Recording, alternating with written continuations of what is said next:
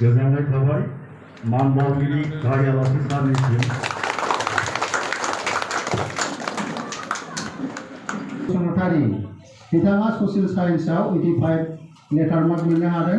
बिफा प्रदीप कुमार बसुमतारी, बिमा सानसुलि बसुमतारी, गासै 435 जौखोन्दो 72.5 फैनो थाखाय खावलायबाय।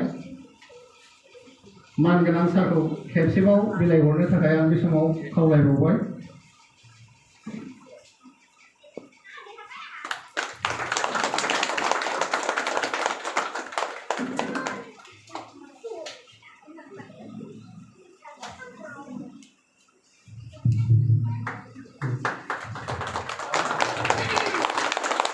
गोजोननाय थाबाय सारनिसिम। सारखौहाय गावनि मासिखौ लाखिनो थाखाय बे समाव खावलायबाय। आरो जोंहा सेथि मासियाव उथ्रिनो हानाय दंबावो सासे मिस माजुलि नार्जारी। बिथाङाबो इंलिश आयदायाव लेटार मार्क मोननो हादों 83। बिफा श्री दुर्गा मोहन नार्जारी, बिमा उन नार्जारी, गासै नाम्बार मोननो हादों 399, पार्सेन्टेज हिसाबै 66.5, केपस्टन इंलिश स्कुल जर्डानपुर आलांगि। दा बिथांनि बान्थाखौहाय बिलाइना हरनो थाखाय आङो जोंनिनो बनरगाव दख'रा दुलाराय बर' फरायसा आफादनि मानिजाथाव आफादगिरि हेमन्त कुमार बरगयारी बिथांखौ खावलायबाय।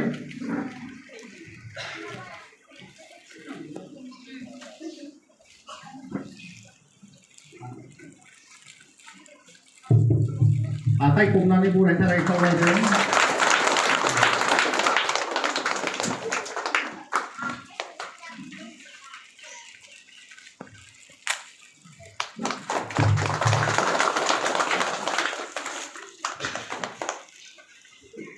गोजोननाय थाबाय बान्था नाजावगिरि आरो बिलाइगिरि बिथांमोननिसिम। दा जोंहा दङ फारियै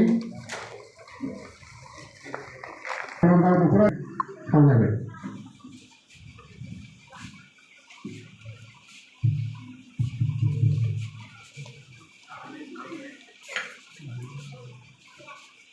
एसे ओरै दावबो।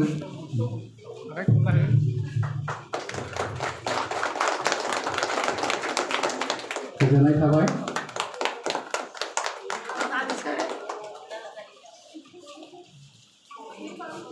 दानिया दङ नेक्स्ट मिस करिना ब्रह्म, बिफा श्री सुबोध ब्रह्म, बिमा श्रीमती दमयन्ती ब्रह्म, गासै नाम्बार 330, 55 जौखोन्दो आफलागाव गोजौ फरायसालि। बिथांखौ मान बावनो थाखाय होफानाय नङा होमबा? दाहाय होफिनगोन र' एसे थाबाय खालामदों।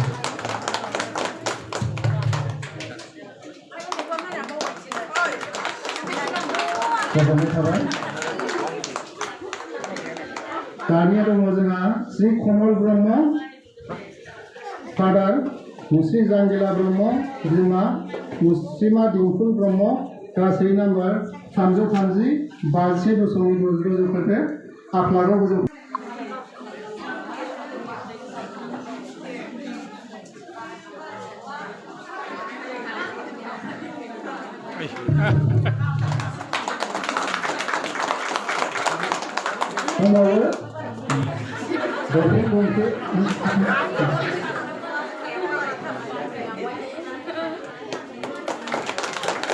गोजोननाय थाबाय। आफलागाव गोजौ फरायसालिनिफ्राय बिथांखौ मान बावनो थाखाय आङो जोंनि बानुगाव गामिनि मानगोनां नेहाथारि आरो एसएमसीनि आफादगिरि 519 बांगो संनागुरि गुदि फरायसालिनि बिथांखौ खावलायबाय।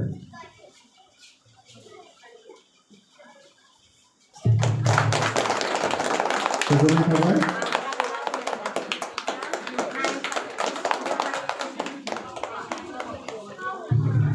शरद ब्रह्म, एसिस्टेन्ट भिडिअ कुसुगाव ब्लक बिथांखौ आङो गुरै खावलायबाय।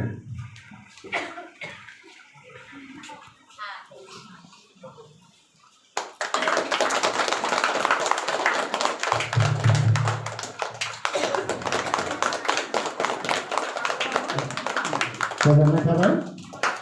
दानिया दङ जोंहा मुस्रि हादर बसुमतारी, बिफा मनजय बसुमतारी, बिमा रिना बसुमतारी, गासै 929.11 आफलागाव गोजौ फरायसालि।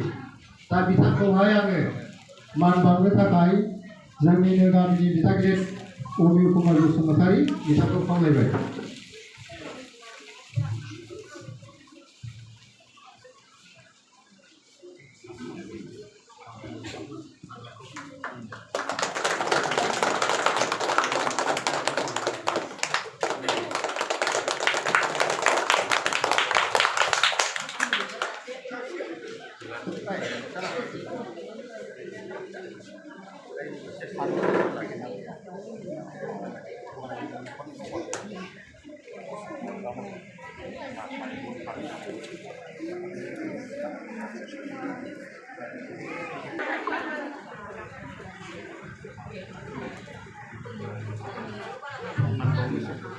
बेयाव मान बावनो थाखाय आङो जोंनिनो मानव गेदेर गामिनि गावबुरा सिनर ब्रह्मखौनो आङो बोरै खावलायबावबाय।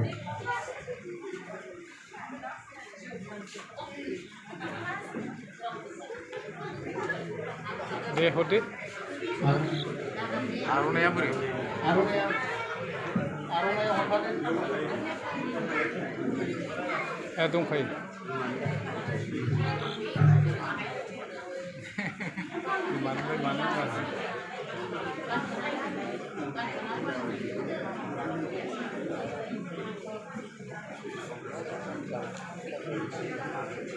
Siapa lalat?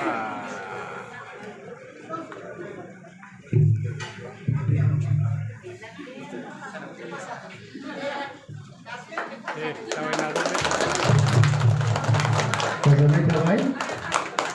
दा आङो बे समाव मोनसे दहायनो फोसावनाय बायदि खावलायहरनो नागिरदों। जोंना उथ्रिसार जानो हानाय बिमा आरो बिफा बिथांमोनखौ सिनायथि नार्जारि आरो बिमा मुस्रिमा प्रसिमा नार्जारि बिथांमोनखौ सिनायथि लाहोनो थाखाय खावलायबाय।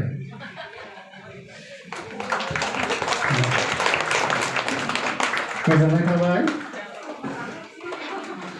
बेन्जामिन बसुमतारीनि आंगो बिफा प्रदीप कुमार बसुमतारी आरो बिमा सानसुलि बसुमतारी बिथांमोनखौबो खेबसेनो सिनायथि लानो थाखाय खावलायबाय।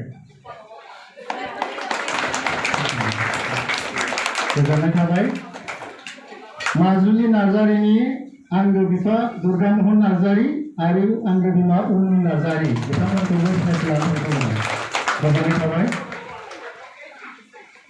बिबुंसार नार्जारिनि आंगो बिफा महिराम नार्जारि आरो बिमा फामि नार्जारि बिथांमोनखौबो खावलायबाय। गोजोननाय थाबाय। करिना ब्रह्मनि आंगो बिफा सुबोध ब्रह्म आरो बिमा दमनथि ब्रह्म बिथांमोनखौबो सिनायथि लानो थाखाय खावलायबाय। गोजोननाय थाबाय। कमल ब्रह्मनि बिफा जांगिला ब्रह्म आरो बिमा दिम्पुल ब्रह्म बिथांमोनखौबो सिनायथि लानो थाखाय खावलायबाय। गोजोननाय थाबाय। हिरासि ब्रह्मनि दिथागिरि शरद ब्रह्म बिथांखौबो सिनायथि लानो थाखाय खावलायबाय। गोजोननाय थाबाय। कबिरन्जन बसुमतारीनि आंगो बिफा बिस्थिराम बसुमतारी आरो बिमा बिहुला बसुमतारी बिथांमोनखौबो गोजोननाय थाबाय। हादर बसुमतारीनि आंगो बिफा मनजय बसुमतारी आरो बिमा रिना बसुमतारी बिथांमोनखौबो खेबसेबाव सिनायथि लानो थाखाय खावलायबाय। गोजोननाय थाबाय। बिलिना ब्रह्म बिथांनि बिमा सिला ब्रह्म आरो बिफा असिनि ब्रह्म बिथांमोनखौबो सिनायथि लानो थाखाय खावलायबाय।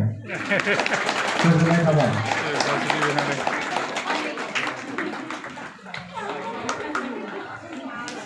मानगोनां आफादगिरि आरो मानगोनां हाउस दिनैनि बे उथ्रिसार जानो हानाय फरायसाफोरखौ बरायनाय सिनायथि होनाय बे हाबाफारिखौ आङो मावफुंनानै आफादगिरिनो बिबान होनाय जादों।